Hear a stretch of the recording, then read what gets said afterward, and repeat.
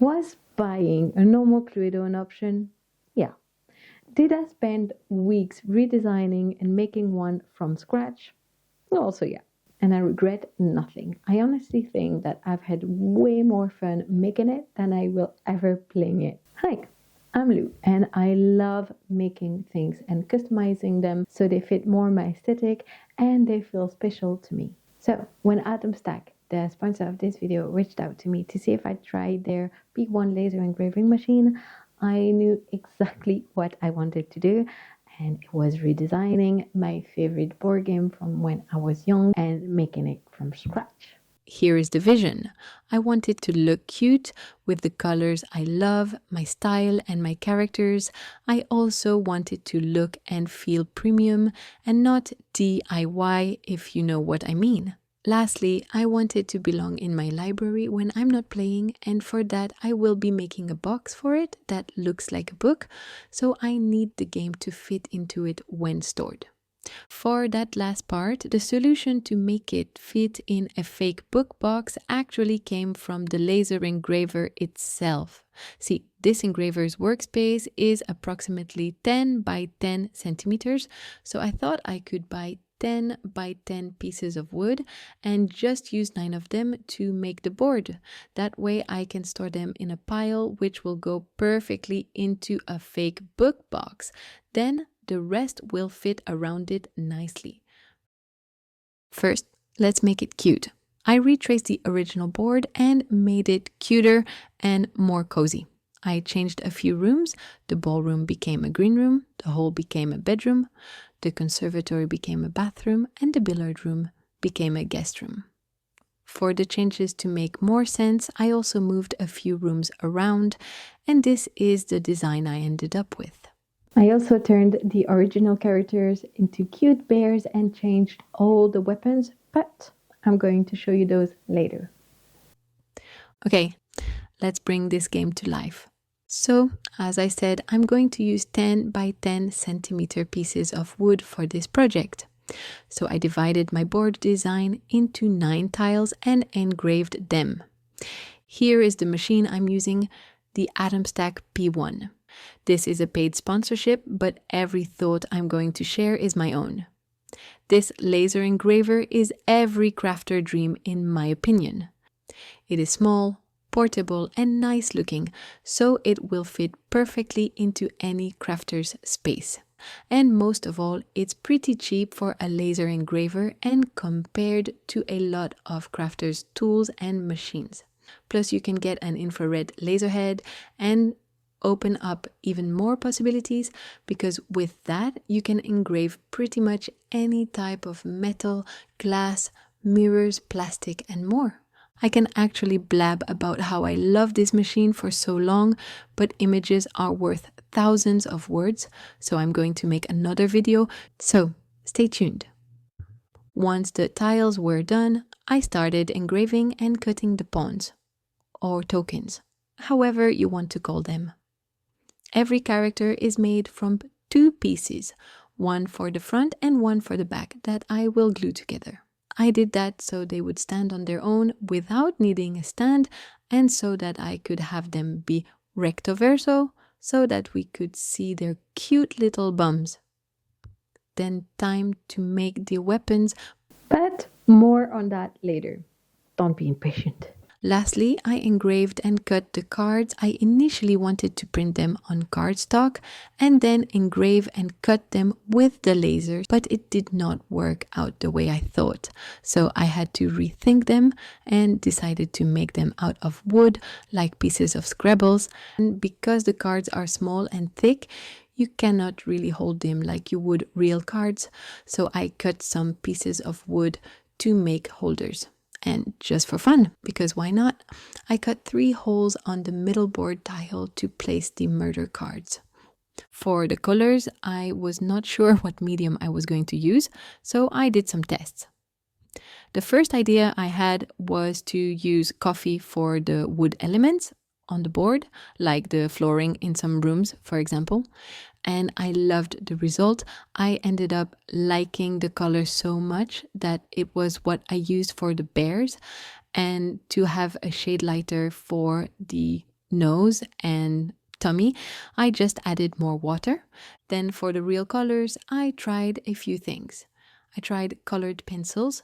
Then I tried alcohol markers. I liked all the options, but none really reached my heart. You might say, like my boyfriend, that they are fine, and you'd be right. But I tried one last medium before giving up, which was gouache. This was actually my first idea, but I thought it'd be so time consuming and hard to paint all that with a tiny paintbrush. Problem was, this was perfect. So I started coloring every pieces. I started with the coffee, first the darker shade, then the lighter one. After that, I used my thin Posca pen, which was almost dry, but I had a big one that was overflowing, so I got creative. Then worked my way through all the colors. I worked color by color rather than piece by piece to avoid to have to wash my brush every time and taking the risk for my color mixes to dry. When I designed everything, I chose to limit myself with the color palette to make this step easier. I ended up loving the process. It was like a paint by number thingy, so relaxing. Once everything was painted and looking cute, it was time to assemble everything. So I took out the wood glue and glued together the front and back of each characters. So here is Colonel Moutarde, Miss Rose, Professor Violet, Madame Blanche, Reverend Green, and Madame Pervenche. Also, it's just a small detail, but I want to show you anyway. For the cards, I made them look like mugshot as they are suspects. Isn't it cute? I also glued the card holders and added a layer of cork on the inside piece so that there would be enough space to slide in the card with no resistance at all. And now, the moment we've all been waiting for, or at least I did, because I'm very proud. Introducing the weapons. The cute weapons. For those, I took a different approach and changed it all. I wanted them to be as cute as weapons could be. So I started with a slingshot and thought that it'd be cool to use real thread for the elastic. Then I thought that it'd be even nicer if I added a thread element for each weapon. Trust me, this was no easy task. Finding ideas of cute weapons, but that also includes an element that could be made out of thread. Plus, I made them so small it was impossible to pass a needle through the holes, and the thread was too flexible on its own. So I put some glue to the tip of it and let it dry, so it would harden and be its own needle, and it worked. So here are all the weapons: the slingshot, the poison, the bow and arrow, the nunchaku, the electric mixer. And my favorite, the voodoo doll. I mean, look, it's a doll that's a bear, and it's a voodoo doll. And the head's been ripped off and reattached. I love it. Tell me in the comments, what weapon would you have created? I'm curious. Now that it is looking cute and aesthetic and almost done, I want it to feel polished. So I glued cork on the bottom of the tiles. Everything I used will be linked in the description. So if you have questions about the wood pieces, the cork, or anything else, you'll find everything there.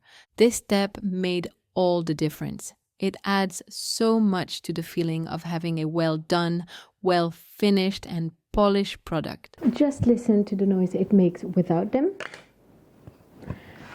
And now with them. Yeah. Plus, it stays more in place when playing. Then I popped them back into the laser engraver just to engrave a cute doodle on them. Was that too much? Probably. But it's the kind of extra details I love. I mean, look at this. I also placed cork into the centerpiece holes to cover the sticky side of the bottom cork, but also to raise them just a tad so it would be easier to grab the cards we would place inside. Finally, I covered the card holders with cork as well, just because I thought it looked nicer.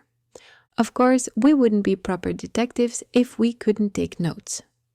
So I had to make a notepad like we get in the game. And of course, I had to redesign a little bit as well, but nothing too fancy, just so it matches the aesthetic. If you want to see how to DIY notepads, you can go check out the tutorial I made.